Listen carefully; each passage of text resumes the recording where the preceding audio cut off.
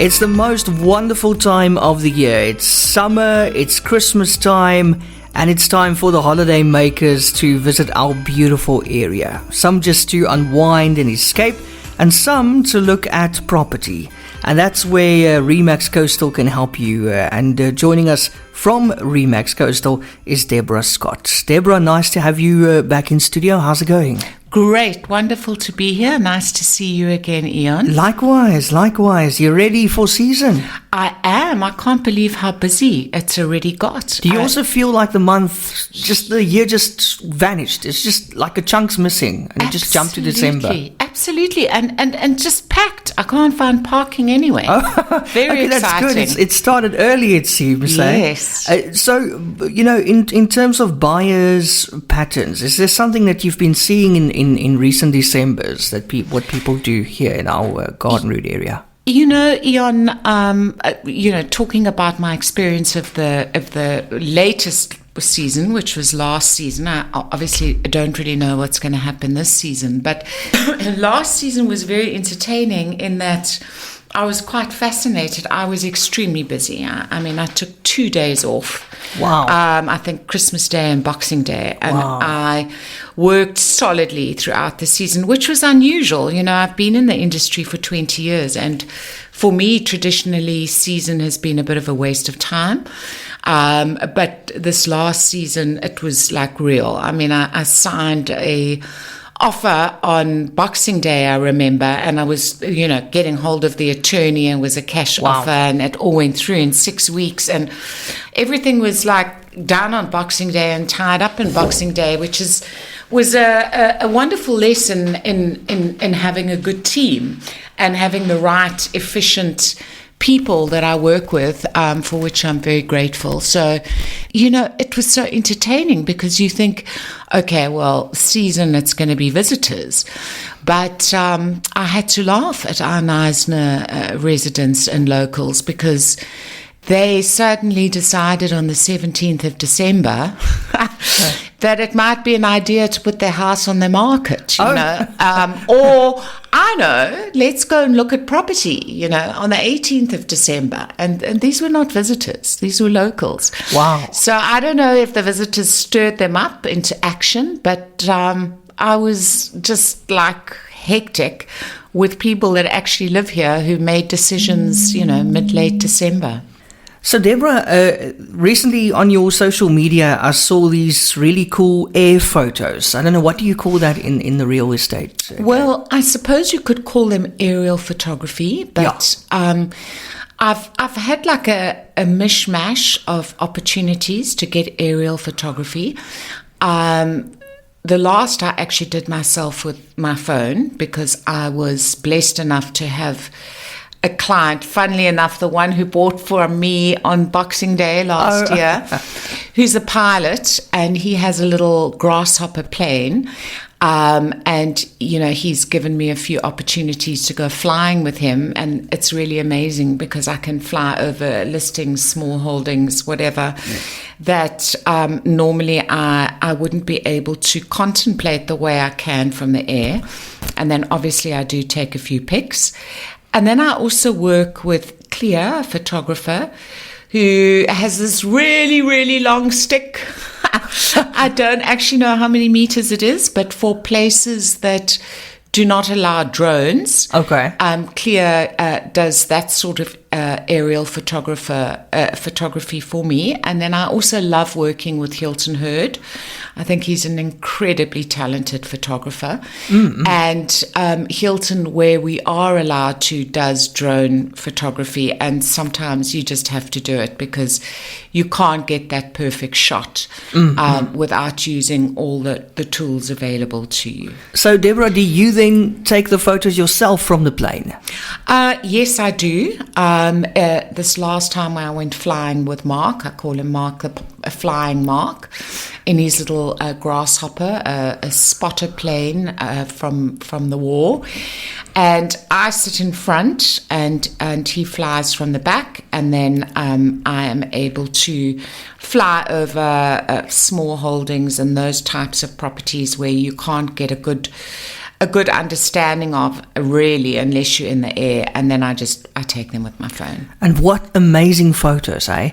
You're probably up you. there and it's breathtaking, eh? It is. It's so beautiful. And you get a completely different perspective of Knysna. Yeah. And it's even more beautiful from the air. Yeah, we don't see it like that, eh? I mean, it's like a god's eye view or a bird's eye view. And on the colours of the lagoon, and when the tide is in or out, how different it is, and the sandbanks, and I can see sharks and dolphins and, maybe things that I shouldn't be seeing because I'll be even more nervous swimming in the ocean, but never mind. They're there. Of course they're there.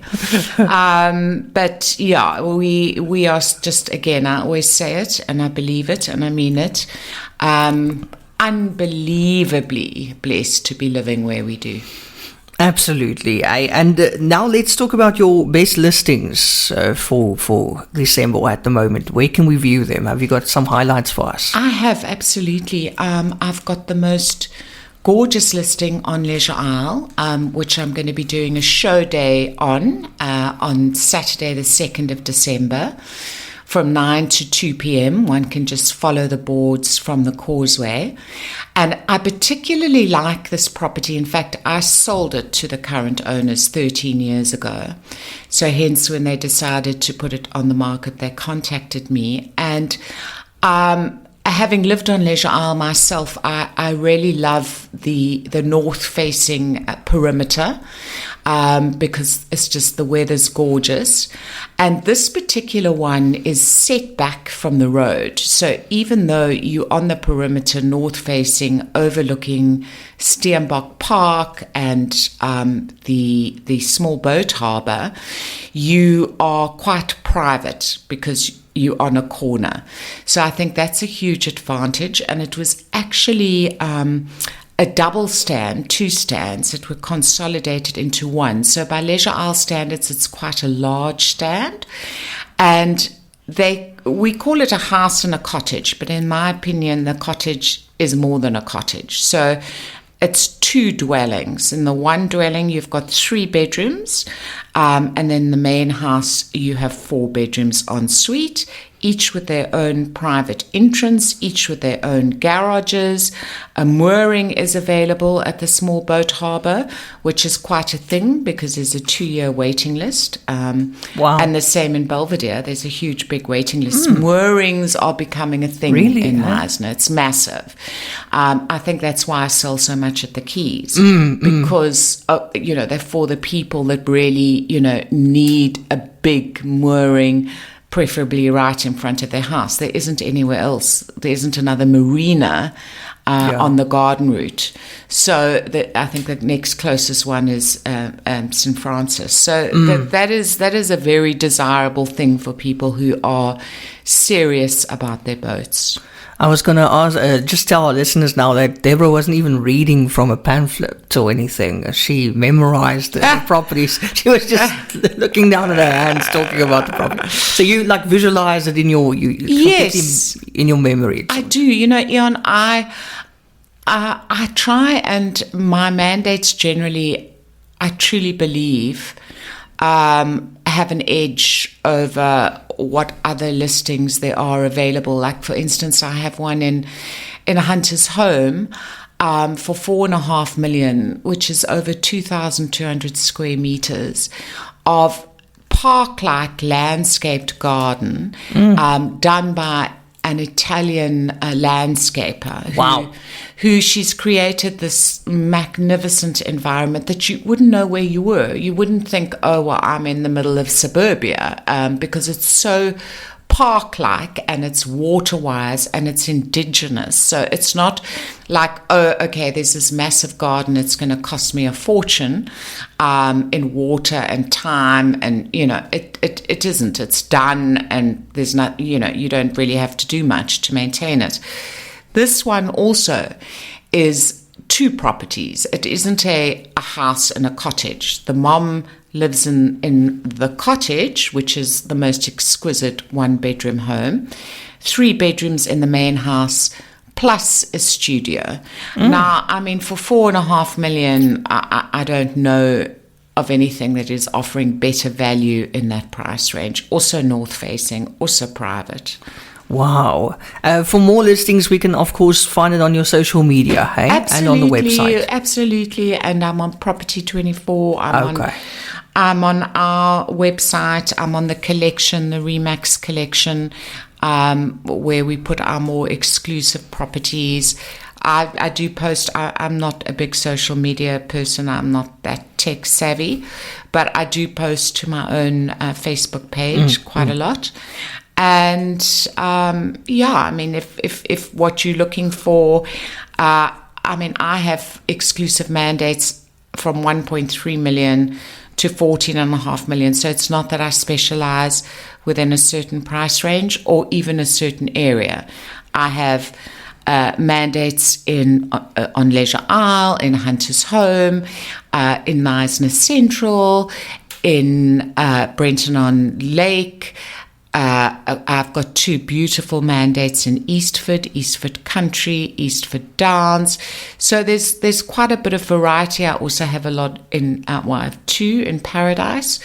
So it's, for me, I like it diverse. I grew up in Knysna. I've been doing this for 20 years. I know my areas well, but I like the diversity of.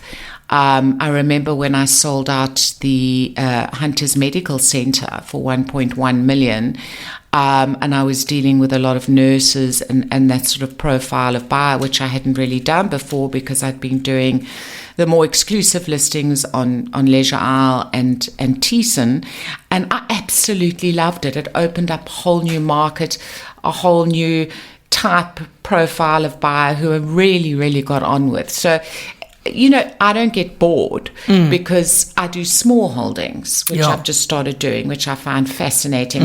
I love, I sell in George. I've just sold one in Kingswood Golf Estate. Oh, that's stunning, eh? Absolutely. I've got an exclusive mandate in Kingswood. I can never get bored because I'm doing such a vast area, different locations, different profiles of buyer, from golf estates to small holdings to little apartments to entry-level retirement. It keeps it interesting for me. I don't, it's not the same thing over and over. Every day is a new day and a different experience. That's so important, eh? It is important. You make it seem so easy. and that's it's not. I'm sure it's got challenges, but 2023 was a good year for you. Hey? It was a fantastic You got a lot year. of accolades and I did. And awards and stuff. I was, again, I'm extremely grateful because I had a good year previous, and you always wonder, am I going to repeat the year before? So I'm always surprised when I do. I don't take it as a given. I'm genuinely, wow, I can't believe I did that again. But I am grateful, and look, the market has become more challenging. I mean, I'm up on my previous year, but I've seen things I've never seen before in 20 years in the industry. And people always ask me, what's the market doing? What's the market doing? And it's very difficult to read currently because we were low on stock and we were low on buyers. And that's unusual. You don't have both at the same time. But the stock is changing. I just sold a beautiful property last week for 8.8 million in the Keys. So, but I feel like I'm working even harder than I did previously because I actually have to, because the market has become that much tougher. Sure. And it isn't a seller's market anymore. It has turned in the last couple of months into a buyer's market. And I do have the challenge of sellers who don't know that shift that has taken place in the last 3 months. So they haven't quite caught up with that. So there are expectations that I'm not sure can realistically be met in this market where buyers are not making decisions. First of all, they're taking their time. And secondly, that sort of wait and see approach, which I'm not sure the reason for that. I don't know if it's elections or what it is, but that people are taking longer to make a decision, which isn't based on finances or anything. It's just that lack of commitment for the first time. You see, there's not that fear of loss that there was maybe a year ago. If this comes up, I've got to grab it now. So it's a different landscape, but it's ever changing, Ian, and to explain it to somebody who doesn't sell property or have a long track record, however it is today is not necessarily how it's going to be tomorrow. It's like the weather. It changes constantly. Yeah. One day it's this, one day it's that. So you can never get fixed into, this is the environment that I'm operating in, and that's it, because it can change in a week. I think that's what keeps it interesting, hey? Keeps you on your toes. Yeah. Keeps it scary too. Unpredictability can be, but it is what it is. It's true. I was going to ask you about your plans for Christmas, but I think you answered that earlier when you said you only took 2 days off. So who knows if it's going to be a repeat. Let's hope so. This year. I want to repeat. You don't mind? Up for it. I don't mind. I've done my Christmas shopping. Okay. Just about done the Christmas decorations. We don't do like a big traditional Christmas. We do like chilled braai. That's nice. Salads. Yeah, no pressure. I'm not even doing Christmas crackers this year. Just it's overrated. Keep it real. Yeah. And keep it affordable. And keep it relaxed. So that's great. I'm not I'm not buying into the whole I'm going to wipe myself out financially and physically presenting the perfect Christmas. No, it's so overrated, eh? Deborah, we can find you on Facebook, as we mentioned earlier. Also, your details on the website, and then also you're on WhatsApp and you're on Facebook. Absolutely, and I love WhatsApp. It's my favorite platform for communication. It's quite nice, eh? Yeah. How do we get in touch with you? Can you give us that number? Sure, it is 078 971 9010. 078 971 9010, and that's Deborah Scott at Remax Coastal. Deborah, thank you so much for popping in, and I wish you a wonderful festive season, and also the whole Remax Coastal team. I hope it's going to be a wonderful festive season. I hope you're going to be busy and barely have 1 day off. Oh, you are darling. Okay? Now you can't say that to a lot of people, but if you say it to me, I go, thank you, Ian. Thank you from the bottom of my heart. You work hard, but you see the results. Eh? Absolutely. And that's all that matters. For sure. Awesome. Thank you so much for popping in, and have a great festive season. And you too, Ian. Thank you. Take care. You too. Bye-bye. Bye.